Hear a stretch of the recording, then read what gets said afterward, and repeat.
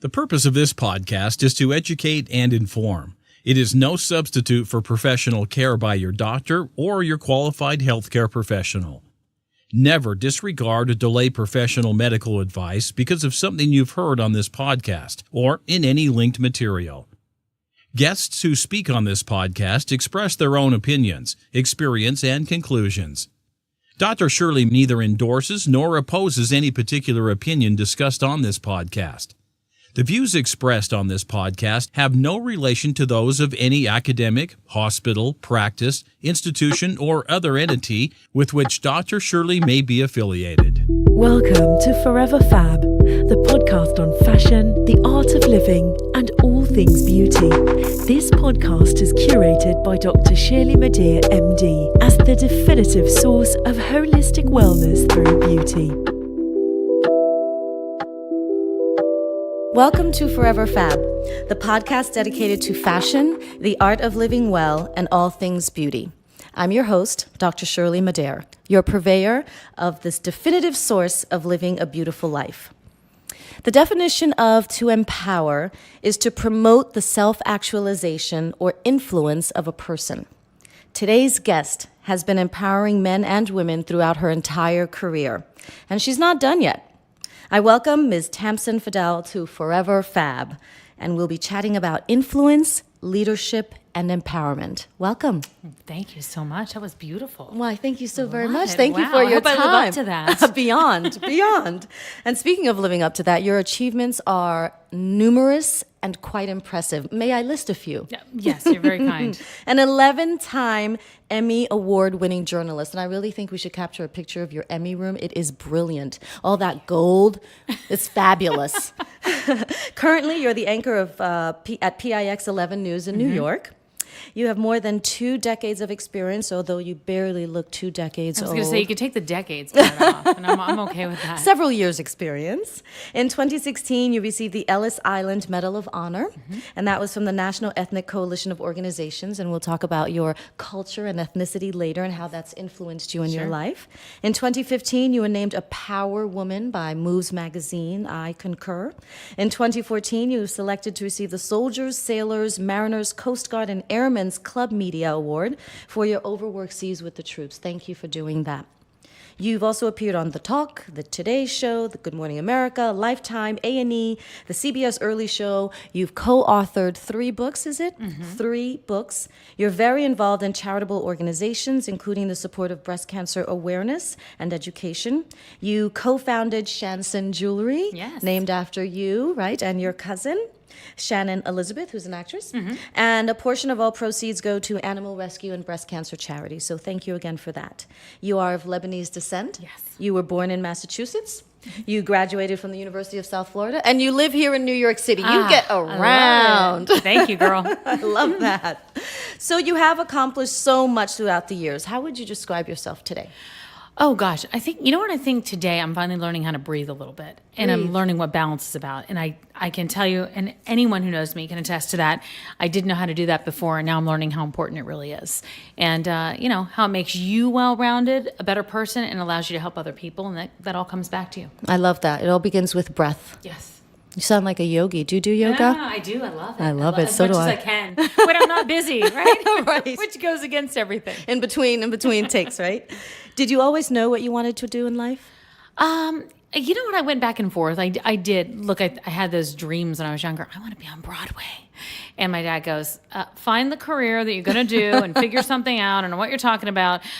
Yes, I looked around quite a bit. And when I was in my junior year in college, I got interested in radio. Actually. Okay. And that's where I started. That was my first year. I did news radio in Tampa, St. Pete. And then after that, I decided I like telling stories. I used to broadcast to my family in the garage. I made them pay me to listen to my broadcast. Your own makeshift studio. I love it.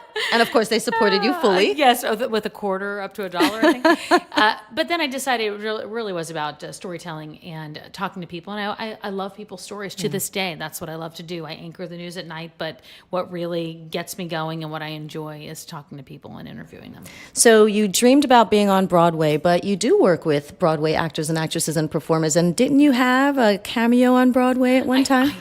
I did. I talk about it all the time. I don't know how many years ago, 8 years ago, I got to walk out in Chicago. That was the best day of my life. How fantastic was that? That was fun. And I'm excited because I also, like you said, I do interview a lot of the celebrities and performers. I have a monthly show called Broadway Profiles. It just went national. Congratulations. That's major. Yeah, we're super excited about that. And you get to talk to the different people and what they do. And it's really what they do when they're getting ready for a show and prepping and who they are in their real life and how they balance it all. That's the interesting part of it. So what inspires you and what drives you? Oh gosh, that's interesting. It's changed over the years. I think what inspires me is seeing everybody move forward together. I like that. I know we use the word empower a lot, but I think when you draw right down to what that really means at the end of the day, if you know you've helped somebody, you've moved the ball forward, gotten a message across, I think that's exciting to me. That inspires me. And, I like what I do a lot, and I want to do more. Oh, thanks. I do. I enjoy it every day, and every day it's different, and that's why I just chose that career, because I didn't want to do the same thing every day. Right. And I'm still able to appreciate that part. I want to touch upon a couple of things that you mentioned. One, empowerment, and the second about what you do every day. So what exactly does empowerment mean to you? I know you mentioned helping people. Can you elaborate a little bit more on that? Yeah, I've got into a place where at one time I was in the world of dating and relationships and had a matchmaking business here in New York for a short time. Right. And that's where those books that you mentioned came from. Yes. And I went through a divorce and wrote my third book, and it was called The New Single. And what I realized with that, it wasn't a dating book. No. It was a book about how to get back into life. To get your mojo back. Change. Yeah, and it's a real thing. It's not about saying a couple of good self-help words. It's not about just changing your environment. There really are a lot of things that lead up to that. And it's not just people going through a divorce. It's people who are going through a big life change. Kids have left the house. They're on their own. They've never gotten married, and they've decided they're going to be single. And there are different career changes. Somebody gets let go. Somebody's aged out of their career. Whatever it is, those big life changes are frightening to mount. And I realized after I wrote the book and went across the country and talked to people were coming out to the book signings that weren't even divorced. They were married. They were happily married, but they had aged out of their career, or they wanted a career change. And that excites me to be able to help them in some way. And I think I'm helping myself at the same time, because we're all going through it together. Yeah. It's not I have a whole bunch of words of wisdom, but I certainly think that we can share stories and help each other. I like that definition of empowerment. So let's get back to the books. You have written 3 books, and they're about dating, love, the loss of love. Right. And I would say that, having read The New Single, that it's actually really about pivoting and transformation. It's all about that. Who, by the way, you make an appearance in The New Single. Thank you for my quote. Giving people advice, because I think that that's so important. It's about being whole. Yeah. It's not about fixing your looks or fixing your body or fixing your finances or fixing your house. Decluttering is so big right now, which I love to do. Yes. But it's about all of that as a whole. And yeah, it was about love loss, and it was about finding yourself again and doing that pivot. And that's what I had to learn how to do for that part of my change. And I'm sure I have a lot more changes down the road, but the pivoting can be tough. It can be tough, and it takes a lot, and it takes dedication to do it. Yeah. But thankfully, we have people like you who are helping people along through their transformations of various sorts. And I really appreciate that your approach to it is holistic, just like my practice of plastic surgery is holistic. So holism, if you will, is really transcends everything. I absolutely agree. And I think, I don't know if we know it when we're younger or not. I don't know if we learn it as we move forward in life, but I've certainly learned that, and I've certainly come to appreciate it more and more. That's fantastic. So what projects are you working on now? I've got the Broadway show, which is exciting. That takes up time when I'm off the air. With the news. The news is a priority. Yes, no kidding. Broadway show comes second. Yes. And then, I'm working on a documentary right now, and it really is about pivot and women moving into the next part I'm very excited about that. Can you elaborate? Yeah, I can't say the title of it yet, but I can talk about what it is. And because I started a segment at work called Changemakers, and it was really about people that have done a whole bunch of change in their lives, whatever it is. They're helping people through a nonprofit. They're in a retail space. They started a business in a basement, and now it's a multi-million-dollar business in stores everywhere. Very inspiring. Or online. Yeah, I love that. And I wound up seeing that a lot of these people had done this as kind of their second act, the second part of their lives. And that really, really inspired me. So I'm working on a documentary about that with a book to go along with it, a companion book. And I hope that, I got to tell you something, selfishly, I think it motivates me. I hope it motivates everybody else as much. Yes, but I'm sure it will. It certainly does for me, because we're living longer these days. We have more to offer. It's not a time where we just take one career and say, okay, I'm done with my career, wrapped up, and I'm going to retire, and that's it. I see people doing tremendous things starting at 60 years old. And that's not something we saw before. And I don't think that our parents, did that. And so we're kind of that generation doing it. And that's exciting for me to find those people, interview them, and see how they do it and see what their secret is, because everybody has their own secret. Very true. Yeah. I'm really excited about that Thank you. project. So am I. I can't So am wait. I. You must let us know when that's about to launch. I will bring you back here. And we will bring you back here too. So do you have a philosophy by which you live, or a mantra or an affirmation that seems to work for you whenever you have highs, middles, and lows and diagonals? Yeah, I think so. And in this one, it's changed again over the years. But somebody asked me recently, what do you do when you're afraid of something and you're scared to try and deal with it? And I say, what is the worst that can happen? That is where I am right now in my life. 26, I wouldn't have said that. 36, I probably wouldn't have said that. And now that you're 37. But now that I'm 21. Oh, sorry. I'm going backwards. Correction, 21. I love you for that. But it really is, what's the worst that could happen? What's the worst that could happen when you walk into a group of people? And you're great at this. You'll go up to a group of people, and I've been with you before. You'll go up to 5 people and say, "Hi, I'm Shirley," and I'll stand in the corner and wait for you to bring me over. I'm not so good at that, but I'm learning that saying, what's the worst thing that could happen? You get rejected, they turn your shoulder, you don't get the job. If that's the worst thing, you're going to be okay. You're going to wake up the next morning. Yeah. And so that's kind of the philosophy I've decided to live by, because if I don't do that, I don't want to wake up with any more regrets. Right. Because I've done it before. Yeah. And I don't want any more. So. Yeah. For me also, I think regret is a really difficult thing to have to process. Yeah. And part of the reason why you and I have gone out socially, and I think part of the reason why I just go up to people randomly, and I'm sure they're thinking she's lost her mind. But when you're so cute doing it. Thank you. But I think it's because I don't want to say I'm so used to rejection, but I have a tremendous experience with rejection. So for me, I do ask myself, what is the worst thing that can happen? Yeah, I mean, mine probably started way early, but I certainly remember it when I was applying to colleges, and I was so sure of myself. I went, okay, Harvard, Yale. I went, what? I don't even have the grades to do half of that. So but I said, you never I could know. plaster a wall with those rejection letters. Yeah. Anything else is nothing. Right. But I agree with you. I don't want to wake up in the morning with regret, and because you only have yourself to blame, really. Very true. Very true. So what is your advice for feeling empowered every day? I know you talked about your philosophy and what's the worst thing that could happen, but certainly you don't want to wake up every morning and go, oh, it's a brand new day. What's the worst thing that can happen? No, not at all. I guess in terms of empowering myself, what I do is I try to be very real with myself about what it is. I don't wake up every day and go, this is going to be the greatest day ever, because I don't know that that's going to happen. Right. But I do know that I can. You're a realist. Right. I do know I can deal with anything that comes my way, pending the very, very worst thing. Yeah. So I guess that's what I do. I try to keep that balance and make every day as real as possible, not try to compete with other people. Right. It's very difficult when you're on Instagram and you're on Twitter and you're on Facebook and you're comparing, and you're going like, oh, this person's so much farther ahead of me. And I do it. I am way guilty of it. I look at I'm trying to just keep it in perspective and keep that balance and make sure that I give back as much as I take. I love that. So what does success look like for you? It sounds as if you just told me, but success. Yeah. Let's see. Yeah.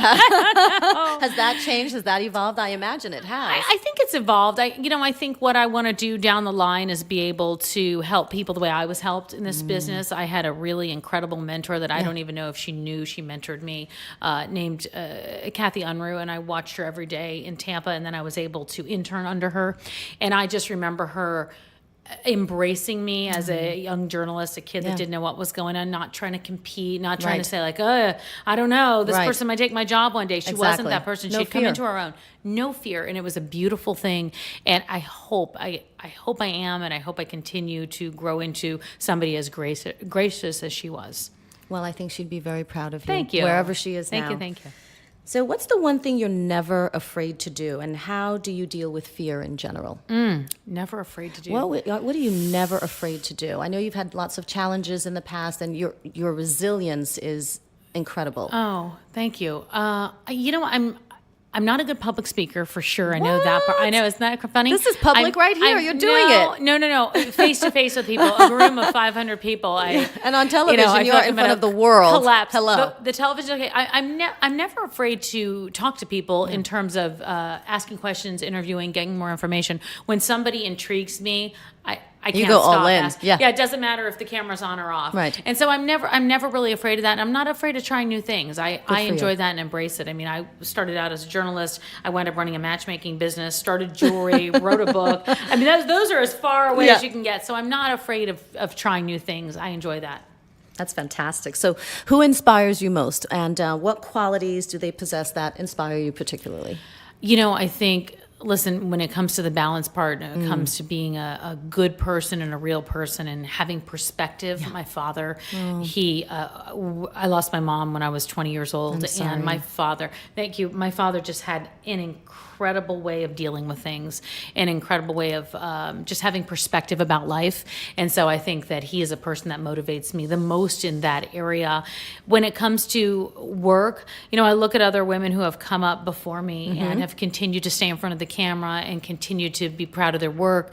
There's the Katie Kirks of the world. There's Soledad O'Brien. Yes. There's Paula Zahn. There are people that in my field, in that world, I really do appreciate and strive to be like in order to be able to do those kind of interviews, stay on the air, understand when to step back, but pop in when something's important. Right. I like that. Well, kudos to your father. I'm sure he's proud of you too. So you are a celebrated news anchor. Let's mention that again. How do you maintain a healthy, positive outlook in the face of all the negativity that's going on in the world? Yeah, that's tough. And it's and we're the ones that always report the worst of the worst sometimes with regard to what's going on. That's happened a long time. I don't leave it at work because it's not possible to do that because I'm still living every day. Of course. And it's everywhere. Yeah, I try to deal with the story as it comes. What's most difficult, especially, is when you're dealing with young kids and deaths, and you're dealing with older people that are victimized, and those are very hard for me. But there's so much that comes at you that you just have to learn how to keep it in balance. I mean, you just don't have a choice, but you have to be human too. Right. And I don't want to be that news reader that reads words that are scrolling in front of me and doesn't really feel the story because that does the audience a huge disservice of not being human. So Agreed. I think I do what everyone else does is I hear it, I understand it, and I just try to move forward. Well, and try to find those good stories, and that's why I started the segment Changemakers, because Yes. those people inspire me, and those people are, it's kind of cool to tell good stories, and when you affect one or two people, it's good. Yes. So I've seen you at work, and you are beautifully human. You're you kind. deliver the news. You are very professional, and you keep it real. Thanks. So thank you for that. Thank you. So what's something about yourself or your life that might surprise others to know? Oh gosh! As soon as I can strip my makeup off, I do every day. So you don't jeans sleep and with a your makeup t-shirt on? immediately, like when I'm as I hit the door. Yeah. I don't know. I think that's it. I think that I'm much more real. Somebody ran into me a few years ago, and I was at TJ Maxx with spaghetti stains on my shirt and my T-shirt, and I think the disappointment there I'll never forget. But I'm real. You were disappointed, or the person? Oh no, the person was disappointed. But I think keeping it real is important for me. I agree. And again, keep staying human. Yes, yes. After all, that's what we are. Name 3 things on your bucket list. Oh gosh, my bucket list. Let's see. I would really love one day to have, I'd like to be able to travel, have the opportunity to travel. And you and I share this. Yes. We have it in common, is to just get out there and not only travel, but just kind of live in a different a culture for a while. Yes, I think agreed. that's very exciting to me. I would like to find a way that I can help young women that want to be journalists and want to be on the air and want to do production in a large amount of people. And so I'd like to do that as well. And then I guess the third part of my bucket list has to do more with my family. I don't have kids of my own, but I have a nephew who I adore immensely. Yes. So I'd like to travel I've seen with the him pictures, too, yeah. and kind of show him the world, things that I didn't get to do at a very, very young age. That's So mentor important him in to a me. way. Yeah, I'd love that. So how do you decompress? You say you come home from work, which is late, Yes. right? You take your makeup off. Yes, you, I'm stripped down, no makeup. I binge watch. What do you binge watch? That. Let's see what has been on my list. I just finished The Marvelous Mrs. Maisel. Oh, I heard that's fantastic. Fantastic. Okay. Schitt's Creek. I did that. Don't know that one. Yeah, really, really funny. And what is the recent one? I love Blacklist. That's like one of my favorite. I love Raymond. And yeah.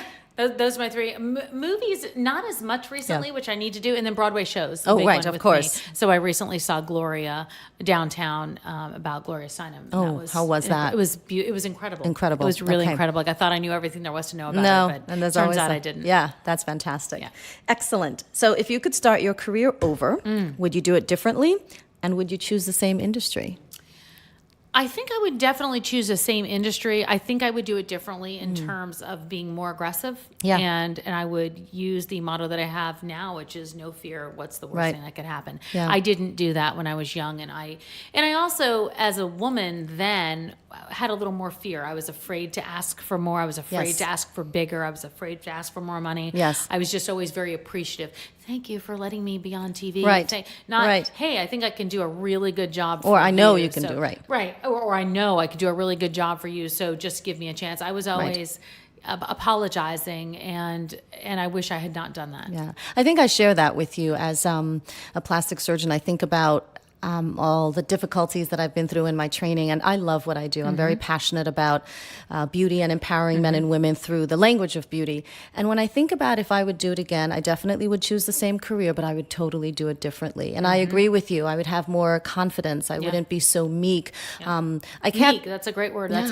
That's what I was. I think we're both in very male-dominated industries Yes. too, and that could be part of it. Yeah. I also think it's that when you're young, you just don't know better. Right. You know? Right. And I think, I know I was brought up with an attitude of gratitude, be grateful for what you have, don't want what Right. anybody else has. And in terms of fear, I think I still would have a bit of fear because even when I walk into the operating room to this day, there's always this tinge of fear of the unknown, but knowing that I'm prepared for A, B, or C. Right. But yeah, I think I agree with you. I would just own my mojo and own it a bit more. I agree with you. I say own my power, and Yes. I don't always say, right before the camera comes on, I get the same thing. I'm like, okay, everything's going to be okay. And Right. I've handled everything, gone every which direction, but just in case this one time. Yeah. I feel the same way. And people ask that, am I afraid? And some days I don't even think about it, but I always know it's there. But I Yes. think that also keeps you on top of your game. I Agreed. wouldn't want somebody going into an operating room Right.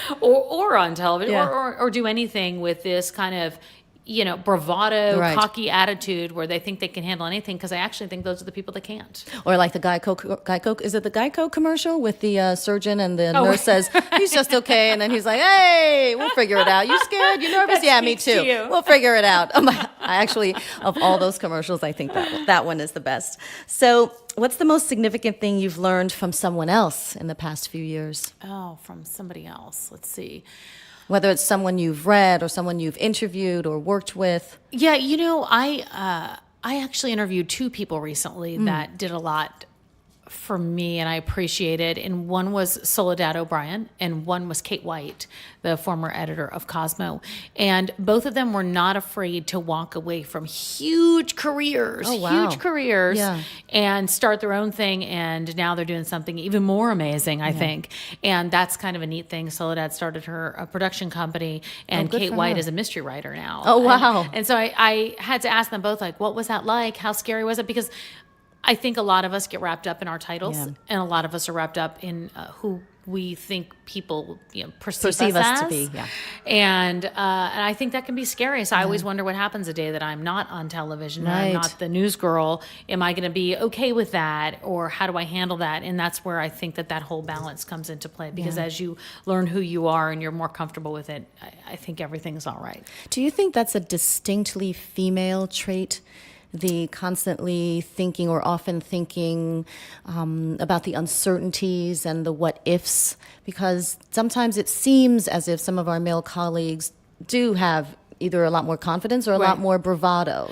I I do. I see it more in females. There's no question about that. And that's probably why I gravitate toward it, not only because I'm a woman, but because of the fact that I completely understand it. And there's so few that have done it so well. It resonates. Yeah, it really does. And I appreciate being able to tell their stories and helping other people hear it, because I know what it does for me sitting there. Yeah. So speaking of evolving yourself and learning through others, what's the most important thing you've learned about yourself recently? I've learned that I can handle a lot of different things when before I didn't know if I could. I've also learned that I have to focus more. And that is, so I can handle the stuff, but when I focus on one or two things and really drill down, it's better instead of being everything to everyone, which is what I tried to do. I actually was sitting here one day and I thought, I have a whole work day. And then I started going through email. And by the time I finished going through my email, it was 1:00 and I was ready to go to work. And it was all like, let me help you with this. Let me do that. Nothing was for me and nothing was focused. And I realized I wasted an entire morning, which would have been a good work morning, unfocused. Yeah. So I've learned that I've needed to do that. And that's the only way successful people, I think, really get something done. And to focus on yourself. Absolutely. And to continue to do you so that you can continue to help others. Yeah, and I don't call that selfish so much anymore. I call it just necessary. Yeah, absolutely. I like that. It's not selfish. It's not. That is a tweet. It's not selfish. It's necessary. It's true. Hashtag Tamsen F in the house. Okay, so this is called the Fast Five. I'm going to give you two options, and you must tell me. I get two options? Yeah. Oh, okay. I like multiple choice. An A or a B, multiple choice, dual choice. Okay. And you have to just tell me immediately what comes to mind. Don't even think about it. All right. So, first one, jewelry or art? Oh, jewelry, Shirley. I know, what am I thinking? Come on. What is I can't believe you asked me that. I know, right? I should know better. Picnic versus cocktail party. Cocktail party, Shirley. I know these things. They were supposed to be really tough, but they're yours not for you. Yours was jewelry too, or was it art? Of course. Okay. Well, first and second. I know. Dog or cat? Dog. I know. Red dress or little black dress? Little black dress. Jeez, you're fast. Beach versus ski slopes? Beach. Okay. Oh my God. You didn't I like the ski slope better for my hair, but I hate the cold these days. The humidity is good for your hair. So the last question is about living your most beautiful life. So what are your top 5 recommendations for living a beautiful life? I think you have to look at it as a necessity, not selfish. If you take care of yourself, that's one. I think that's absolutely important. I think 2, having balance, really understanding what that means and having some of that downtime, because a lot of us don't do that when we're so aggressive in our careers. 3, I think it's good to have a good network of people. It doesn't have to be 20 people, but it should be a few good people to bounce things off of that you can trust, because without that, you start listening to anybody and that's not healthy. I love that. I think 4, make sure you do whatever you want to do and have no regrets, because I just fear regrets, actually. And 5, step back every once in a while and make sure you're doing what you want to be doing. I think a lot of us don't do that, and we do what we think we're supposed to do, and that's a sad way to live. Yay! Good? That was fantastic. Thank you. I love your questions. They're great. Thank you very much. I put a lot of thought into them, and I hope they were relevant and entertaining. And wonderful. Oh my they goodness. were fun. Ms. Tamsen Fadal, thank you so much for being a guest on Forever FAB. We really appreciate your taking the time to do this and sharing your love and helping to make our day more beautiful. I feel more fabulous as a result. Thank you. Thank you for listening to Forever FAB. Today's guest is Tamsen Fadal. Until next time, stay beautiful inside and out. Thank you for listening to this week's episode of Forever FAB, the podcast on fashion, the art of living, and all things beauty, curated by Dr. Shirley Madeir, MD. Live beautifully and help make the world a more beautiful place.